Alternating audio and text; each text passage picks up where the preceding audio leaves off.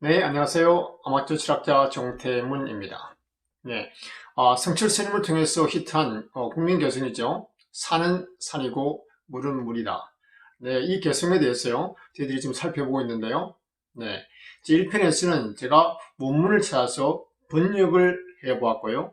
그래서 번역을 통해서 이 산은 산이고 물은 물이다 이 말이 어떤 맥락에서 사용되는지를 한번 살펴보았습니다. 그죠? 그리고 저희들이 이 편에서는요, 불교의 입장에서 제가 그 의미를 해석하려고 제가 나름대로 제가 노력을 했죠.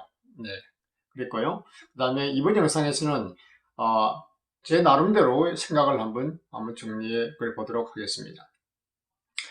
아, 제가 생각할 때, 먼저 우리가 이 개성의 의미를 이해할 때 가장 중요하게 생각할 관점이 뭐냐? 그것은 바로 이 개성의 비신화화입니다. 네, 쉽게 말해서 상식적인 수준에서 우리가 보자는 것입니다.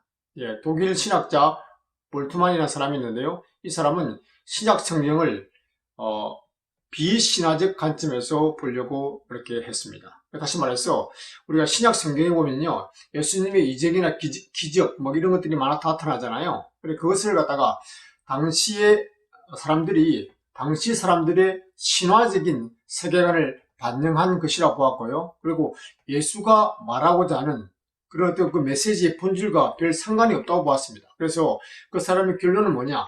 그런 것들을 갖다가, 그런 신화적인 부분들을 갖다가 성경에서 걷어내자, 성경에서 빼내자. 그러게야만이 성경을 제대로 이해할 수 있다. 이런 논리였죠. 근데 마찬가지죠. 이 불교에서도 저는 이런 신앙 요소가 많다고 생각을 합니다. 특별히 이 개성에서도 그런 신화적인 관점에서가 아니라 우리가 흔히 흔쾌히 받아들일 수 있는 상식적인 관점에서 이 개성을 접근하는 것이 중요한 출발점이 되겠다고 저는 생각을 하는 것이죠. 그래서 저는 이 개성의 위대한 점이라 그럴까요? 이 개성의 참으로 좋은 것은 뭐냐 그러면요. 어, 어떤 고성이 면벽수술을 통해서 얻은 신비적 깨달음을 가진 그런 결과물로서 이 개성이 존재하는 것이 아니고요. 이 개성이 위대한 점은 일반 대중들이 인생을 살아가면서 누구나 가졌던 질문, 생각을 잘 정리했어요. 한자가 좀 함축적이잖아요. 몇 자 안 되는 짧은 한문 속에다가 이 말을 갖다가 압축시켜 놓았기 때문에 아주 위대한 그런 개성이 되었다고 생각을 합니다. 다시 말해서 너무나 상식적이고 누구나 다 일반 대중들이 다 아는 생각들을 이 개성이 멋지게 표현해 놓았기 때문에 이 개성이 나름대로 의미를 가진다 이렇게 생각을 하는 것입니다. 그리고 저는 또 산은 산이고 물은 물이다. 이 개성은 기본적으로 우리의 의식의 변화의 관점에서 이해하려고 노력을 했습니다. 그래서 여러분이 잘 아는 여러 단어가 있겠는데요. 깨달음, 견성, 해탈, 회개, 자유, 명상, 기도, 어떤 식으로 어떤 단어를 사용하니까요. 제 입장에서는요. 대부분 다 의식의 변화에 관한 그런 말로 써요. 의식의 변화, 이 단어로 환원될 수 있다고 저는 생각을 합니다. 그래서 제가 생각할 때 이 의식의 변화 과정에서 가장 중요한 것은요. 깨달음이 아니라 깨달음을 얻고 나서 그것을 우리 매일 일상생활에서 어떻게 지속할 수 있느냐, 어떻게 매일매일 우리를 새롭게 하고, 유교식으로 얘기하면 일리신이죠. 매일매일 자신을 새롭게 하고 항상 깨어있는 상태를 유지할 수 있느냐, 이것이 참 중요하다고 생각을 합니다. 네, 그럼 이제 본론으로 들어갔어요. 세 단계를 한번 살펴보겠는데요. 첫 단계는 우리가 잘 아는 산은 산이고 물은 물이다입니다. 네, 이 단계는 쉽게 얘기하면 의식의 성장의 단계에서 볼 때요. 어린아이의 수준이라고 우리가 말할 수 있겠습니다. 그죠? 우리가 상당히 쉽게 결론을 내릴 수가 있습니다. 그리고 이 세계는 그러니까 감각적인 세계의 지배를 받는 그런 상태라고 할 수가 있겠습니다. 그래서 산과 물은 완전히 또한 다른 것으로 해석이 됩니다. 그런데 우리가 높은 산에 올라가잖아요. 그러면 어떻게 되나요? 높은 산에 올라가면 뭐 산이나 물이나 뭐 큰 도시나 뭐 이게 별 차이가 없잖아요. 그리고 우리가 다이아몬드와 숯, 그 숯 있죠? 숯, 나무의 숯요. 숯덩이는 완전히 다른 것입니다. 그죠? 근데 실제로 보면요, 다이아몬드는 세상에서 가장 강하고 숯덩이는 정말 약하고요. 색깔도 모양도 완전히 다릅니다. 그러나 우리가 원스 레벨로 내려가면 똑같이 다이아몬드나 숯덩이나 탄소로 만들어진 그런 것임을 우리가 알 수가 있습니다. 그래서 이 단계는 감각적 세계에 지배되는 그런 단계이기 때문에 이성적으로 생각할 수 있는 뭐 그 정도의 같음이라고 할까요? 어떤 그 세상의 동일한 차원의 어떤 그런 것 갖다가 그러니까 이해할 수 없는 그런 어떤 어린 수준의 단계라고 보면 될 것 같습니다. 그리고 또 다른 관점에서 보면요, 뭐 가치관의 입장이라 그럴까요? 어떤 뭐 가치론의 입장이라 그럴까요? 네, 인식 주체가 아직 성숙되지 않았습니다. 그래서 부모님이 그리고 친구가 혹은 사회가 국가가 만들어 놓은 어떤 세계 있잖아요. 규범, 가치, 이것도 그냥 그렇게 당연하게 받아들이는 거죠. 거기에 대해서 비판적 사고나 아니면 거기에 대해서는 어떤 부정적인 그런 의심이나 그런 것은 일어나지 않습니다. 그래서 그냥 초등학교에서 말 잘 듣는 어린아이의 모습, 그런 수준의 그런 단계라고 보시면 우리가 쉽게 이해할 수 있을 것 같습니다. 네, 이렇게 해서 1단계는 비교적 쉽게 이해가 되는데요. 문제는 이제 2단계에 있습니다. 산은 산이 아닌 것 같고, 물은 물이 아닌 것 같다. 그죠? 이 단계에서 어쩌면 인생의 희극과 비극이 동시에 시작된다고 볼 수도 있습니다. 그래서 이 단계에서는 가장 큰 변화가 뭐냐 그러면요. 인식 주체, 즉 제가 인식하는 제 사람의 마음이 변한다는 거죠. 그러니까 바깥에 있는 대상 세계는 그대로인데 이제는 제가 인식을 하는 인식 주체인 내가 변한다는 거죠. 그래서 그 세상을 그대로 바깥에 있는 감각적으로 세상을 그대로 보지 않고요. 그것을 내 나름대로 기준을 가지고 해석을 내고 그것을 변화된 관점으로 보게 된다는 것입니다. 그래서 우리가 흔히 말해서 나이로 따지면요. 사춘기 시기 좀 해당되겠죠. 사춘기 시작되면 어떻게 되나요? 세상을 좀 삐딱하게, 의심되게, 부정적으로 세상을 바라보면서 그리고 또 좋은 점은 자신의 관점을 만들기 시작한다는 것이죠. 그래서 이 단계에서 2단계에서 이제 세상을 의심하기 시작합니다. 과연 내가 들은 게, 내가 본 게 믿을만한가? 뭐 철학적으로 얘기하면 회의적 의심이죠. 의심을 하게 되는 거죠. 그래서 이 단계에서 많은 철학적인 문제에 봉착을 하게 되는데요. 그러니까 실제 세계, 바깥에 대상 실제 세계가 믿을 만한가? 아니면 실제 세계를 어떻게 알 수 있는가? 실제 세계가 있는가? 등등 아주 좀 철학적으로 어려운 그런 질문들을 제기하는 단계라 할 수 있습니다. 그래서 실제 세계는 우리가 실제 세계는요, 바깥에 있는 실제 세계는 우리가 상식 그리고 우리의 직감과는 아주 많이 다릅니다. 그래서 좀 설명해 볼 텐데요. 여러분께서 잘 따라오시기를 바라겠습니다. 여러분은 지금 저를 보고 계시잖아요. 그럼 제가 입고 있는 옷, 나름대로 이렇게 좀 생기고, 머리 입고, 이게 컬러풀한, 이게 옷이 있잖아요. 색깔도 마찬가지죠. 그 다음 제 목소리를 듣고 계시고요. 근데 이건요, 실제 세계에 존재하는 것이 아닙니다. 저는 사실 하나의 에너지 덩어리고요. 여러분이 보고, 듣고, 느끼는 것은요, 여러분의 뇌에서 만들어진 가상 세계입니다. 잘 이해가 좀 안 되시나요? 네. 제가 말하는 것은 뭐냐면요. 실제 바깥 세계는요, 실제적으로 생각하면 색도 없고요, 소리도 없고요, 느낌도 없습니다. 근데 그것을 갖다가 우리 뇌가 그것을 만들어냈다는 것입니다. 그래서 여러분이 지금 보고 있는 저의 모습, 머리 색깔, 머리 형태 이런 것들은요, 여러분의 뇌에서 만들어진 가상세계라고 말을 할 수가 있는 것입니다. 예를 들어 볼까요? 예. 우리가 시각을 보면요. 여러분, 우리가 본다는 것은 뭘까요? 본다는 것은요, 우리가 물체는 전자기파를 발생하는데, 어디 물체가 나와서 어디 부딪히잖아요. 그 부딪힌 기파가 우리 눈으로 들어오죠. 반사되어 들어와서 우리 시각 통과해서 와서, 그 다음에 이것이, 우리 뇌에서 그걸 다 가공 처리를 통해서 색깔이 나타나게 되는 것입니다. 그 진짜 외부에 색깔 딱 있는 게 아니고요. 우리 뇌가 그 외부에 들어온 그 어떤 그 기파를 갖다가 인식하는 틀로서 색이 존재하는 거죠. 그래서 그 변화를 그런 식으로 처리한다는 것입니다. 그런데 문제는요, 우리가 감지할 수 있는 그 어떤 그 세계라 그럴까요? 그 범위라 그럴까요? 그것은 굉장히 좁습니다. 여러분 잘 아시죠? 우리가 감지할 수 있는 그 어떤 그 색깔, 그 세계가 뭐죠? 예, 우리가 과시광선이라고 그랬죠? 우리가 볼 수 있는 거죠? 네. 근데 여러분, 얼마나 많은 전자기파가 있는지 몰라요. 근데 그 가시광선은요, 가시광선은 뭐, 어떻게 10만 조분의 1이라고 그러던가요? 굉장히 몇 조분의 1 정도밖에 안 되는 그 가시광선 안에서 우리가 겨우 볼 수 있는 거예요.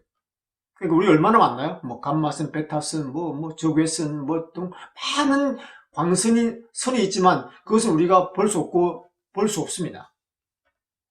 그죠? 청각도 마찬가지죠. 여러분 들었지만 기억을 잘 못하겠네요. 어떤 몇 레시벨 이하 것을 우리가 들을 수 없어요. 아주 미세한 소리로 들을 수 없죠. 그리고 어느 레벨을 넘어버리면요, 우리가 들을 수 없습니다. 그렇다고 해도 그 바깥 세계에 그런 게 존재하지 않는다는 게 아니고요. 우리가 있는지 없는지 우리가 들을 수 없고 인식할 수 없다는 것이죠. 그래서 이런 맥락에서 우리가 칸트라는 철학자 있죠. 칸트 아저씨가 얘기하기를 하다가 우리가 물 자체는 인식할 수 없다. 그러니까 외부에 존재하는 바깥 세계에 있는 그 대상을 우리가 절대로 인식할 수 없다는 거죠. 이게 바로 인간의 딜레마인데요. 인간의 딜레마인데요. 우리가 감각을 통과하지 않고서 인식할 수도 없잖아요. 시각이라든지 모든 감각을. 근데 그것을 인식하려고 그러면요, 그 감각 기관에 제한돼 버리죠. 우리의 시각이 가시광선밖에 볼 수가 없잖아요. 우리는 적외선, 감마선, 베타선, 다른 전자기파들을 갖다 우리는 볼 수가 없어요. 그죠? 그런데 어떻게 외부의 수많은 다른 물질 대상을 모든 것을 우리가 볼 수 있겠어요? 없죠. 우리는 단지 그렇게만 보이는 그 가시광선에 의해서만 보이는 세계만을 우리가 볼 수 있다는 겁니다. 네. 여기에 인간의 딜레마가 있는 거죠. 그러니까 달리 얘기하면요, 인간은 다른 동물과 다른 세계를 보고 듣고 느끼고 그렇게 삽니다. 예. 개가 코로 냄새가 맡잖아요. 그 세계의 정보를 입수하는 거. 그 다음에 어떤 쥐들은 뭘 듣고, 그 다음에 뭐죠? 다른 어떤 새들은 어떤 소리를 또 잘 듣는다 그러고, 전파로 음파 탐지를 한다 그러고요. 예. 그리고 그들이 보는 시각 자체 어떻게 받아들이는 건 다 다를 거고요. 그래서, 과연 그러면 뭐가 실제냐, 뭐가 진실대로 실제가 존재하느냐. 그것을 말하기가 참으로 어렵다는 거죠. 그래서 정말 세상의 실제한 모습, 진짜 모습은 뭐냐? 네, 이것에 대해서는 정말 다양한 그런 철학적인 해석이 있고요. 철학적인 해석이 있습니다. 그래서 우리가 철학 이렇게 되면 좀 머리가 좀 아프게 되는 거죠. 네. 그리고 우리 가출원 입장에서 보면요, 이제 조금 성숙되었죠. 성숙되어서 이제 자기 부정이 일어나게 되고, 자기 자신에 대해 부정이 일어나게 되고, 또 세상에 대해서도 부정적인 그런 상태에 일어날 수 있습니다. 그래서 부정을 하게 되는 거죠. 여러분도 쉽게 얘기하면 여러분도 많이 경험했을 것입니다. 아빠가 말한 것, 사회가 말한 것, 그리고 선생님이 말한 것, 그런 가치규범들 있잖아요. 그런 것들에서 의심이 시작되는 거죠. 그래서 산은 산이 아닌 것 같아. 라고 이제 죄송합니다. 의심이 일어나게 되는 거죠. 그러면서 산에 대해서, 사회에 대해서, 선생님이 가르쳐준 것에 대해서 정체성에 대해 질문을 던지면서 의심이 시작되는 겁니다. 그래서 이제 인식주관이 그 사람의 마음이 사람의 어떤 그 자기만의 마음이 있잖아요. 자기만의 주관이 세상을 갖다가 이제 이렇게 재단하고요, 난도질하고 자신의 성을 쌓아 나가는 거죠. 그래서 기존 사회가, 부모가, 학교가 만들어진 세상을 허물고 나의 세계를 이제 만들기 시작하는 그런 단계라고 볼 수가 있겠죠. 그런데 성장하기 위해서는 기존의 성을 허물어야 되죠. 근데 이때가 가장 위험한 시기이기도 합니다. 그래서 마치 갑각류가 성장하기 위해서 허물을 벗듯이죠. 그래서 허물을 벗으면 갑각류의 어떤 그 딱딱한 껍질이 없잖아요. 그때는 굉장히 위험한 시기죠. 그래서 힘들지만, 근데 어렵지만, 그러나 이 과정은 또 우리가 또 건강한 인간이 되기 위해서는 또 거쳐야 되는 과정이겠죠. 근데 또 어떤 사람들은, 이 많은 사람들이 이 과정이 힘들기 때문에 중도에 또 포기하는 경우도 있습니다. 여하튼 그래서 그 안락한 기존의 성에 자꾸 머물려 버리는 거죠. 계속 틀을 깨야 되는 거죠. 뭐 그것도 머무는 것도 한 인생이니까 어쩔 수가 없는 거지만요. 네. 그 다음에 이제 세 번째 단계로 넘어가면요, 다시 그런 부정적 단계에서 부정에 부정을 당하는 거죠. 그래서 해결식으로 얘기하면 합의 단계쯤 되겠는데요. 이제는 다시 한번 이 단계는 사람의 한계를 갖다가 인정하게 되고요, 자신의 한계를 인정하게 되고요, 그러면서 또 그 두 세계라 그럴까요? 객관과 주관, 그 다음에 절대와 상대, 타자와 자기, 등 여러 가지로요, 이 단계들을 갖다가 조화를 추구하는 그런 단계라고 말씀드릴 수가 있을 것 같습니다. 그래서 앞에서 얘기했듯이 우리가 보고 듣고 만지는 세계와 실제 세계는 상당히 다른 거죠. 실제 세계는 색도 없고 소리도 없고 느낌도 없다고 말씀을 드렸죠. 그래서 우리가 보고 있는, 저와 여러분이 보고 있는 이 세계는요, 우리 내에서 만들어진 가상세계입니다. 그러니까 한편 우리가 그것을 알고 있다면 이렇게 생각할 수 있겠죠. 너무 이 세계에 대해서, 색깔이 있고 감각적인 이 세계에 대해서, 우리가 소리에 대해서 너무 집착할 필요가 없겠구나. 그렇죠? 이것들은 허상이라고 말하기는 좀 그것이 아닌데, 그런 세계도 존재하죠. 뭐가 우리가 진짜인지는 모르겠지만, 하여튼 이런 세계, 그런 세계, 그리고 우리가 또 실제라고 말하는 그런 세계도 있고요. 그리고 우리가 또 가상세계로 머리에서 느끼는 세계도 동시에 있다는 거죠. 그래서 우리가 이 동시성을 갖다가 두 개 다 느끼는 그런 단계, 그걸 아는 단계라고 말씀드릴 수 있는 거죠. 그래서 오늘 표현대로 하면 산은 산이 아니지만, 그죠? 또 한편으로는 산이 되는 거고, 물은 물이 아닌 것 같은데 또 한편으로는 물이 되는 그런 식의 단계라고 볼 수 있겠습니다. 그래서 또 같이 규범적으로요, 어떻게 우리 도덕적인 측면이라고 할까요? 근데 봐도 마찬가지겠죠. 이제 무조건적으로 부정, 반항, 이 단계에서는 반항하고 부정만 하잖아요. 그래서 그런 걸 하다가 이제 사회에서 형성된 객관적 세계라고 할까요? 객관적 질서에 대해요. 객관적 질서, 그리고 자신 스스로가 만든 질서, 도덕적 질서라고 할까요? 그게 타협점이 생기게 되고요. 그러니까 서로 간에 소통이 일어나는 그런 단계라고 또 말씀드릴 수가 있겠습니다. 그 다음에 이 단계는 배척과 차별과는 다른요, 구분이 일어나는 단계라고 말씀드릴 수 있겠습니다. 다시 말하면 제1단계에서 뭐였죠? 다이아몬드와 수땡이는 완전히 다른 것이라고 1단계에서는 배척되고 차별되었죠. 얘와 얘는 완전히 다른 거야. 그러나 우리 2단계를 거치면서 좀 우리는 같다는 것도 동시에 알 수 있었죠. 그러나 3단계에서는 비록 이렇게 되는 거죠. 비록 원소 레벨에서는 같지만, 탄소라는 원소 레벨에서는 같지만 감각적 세계에서도 구분되어야 되죠. 그래서 이것은 이거고 저건 저고, 그래서 또 산은 산이고 물이 되어야 되는 거죠. 네. 이것은 우리가 생명의 세계의 전개도 마찬가지인데, 생명이라는 것은 기본적으로 세포막도 마찬가지고, 모든 건 자기들이 막을 형성하잖아요. 생명의 기본은 막입니다. 그죠? 사랑의 급절도 형태가 이 연장 몸의 자체를 가지고 있잖아요. 구분되어 있죠, 다른 것과. 그래서 안과 바깥이 구분되어 있습니다. 그래서 경계를 만들잖아요. 그래서 안과 바깥, 자기와 타자, 객관과 주관을 분리시키는 거죠. 네, 그런 측면에서 분명히 어떤 그 구분이 존재해야 된다는 거죠. 그래서 또한 인간은 또 마찬가지죠. 모든 인간도 마찬가지지만 다른 동물도 마찬가지로 육체를 통해서 구분이 되는 거죠. 우리가 정신적으로는 하나가 이렇게 소통하고 말할 수 있을지 모르지만요. 육체적으로 우리가 어떻게 하나가 될 수 있습니까?